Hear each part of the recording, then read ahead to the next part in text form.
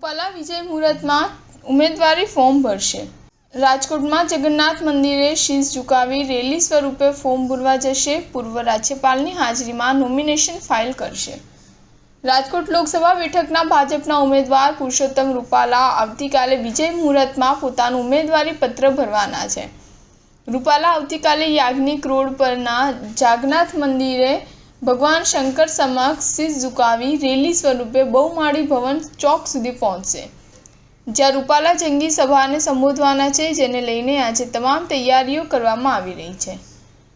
તેમના આ ઉમેદવારી પત્ર ભરવાના સમયે તેમની સાથે તમામ ધારાસભ્યો, પૂર્વ મુખ્યમંત્રી, કર્ણાટકના પૂર્વ ગવર્નર તેમજ મેયર સહિતના પદાધિકારીઓ ઉપસ્થિત રહેશે। એ બાદ તેઓ 12.39ની ટકોરે વિજય મુહૂર્તમાં લોકસભા બેઠક પર ભાજપના ઉમેદવાર તરીકે ચૂંટણી ફોર્મ ભરશે। રાજકોટના બહુમાળી ભવન ચોક ખાતે આવતીકાલે પુરુષોત્તમ રૂપાલા ચૂંટણી ફોર્મ ભરવાના છે, જંગી સભા સંબોધવાના છે। ત્યારે તેને લઈને રાજકોટ ભાજપના પ્રવક્તા રાજુ ધ્રુવે જણાવ્યું હતું કે રાજકોટ લોકસભા બેઠકના ભાજપના ઉમેદવાર પુરુષોત્તમ રૂપાલા પોતાની ચૂંટણીનું ફોર્મ ભરવાના જ છે। સ્ટાર ન્યૂઝ 7 હંમેશા સચ્ચાઈની સાથે।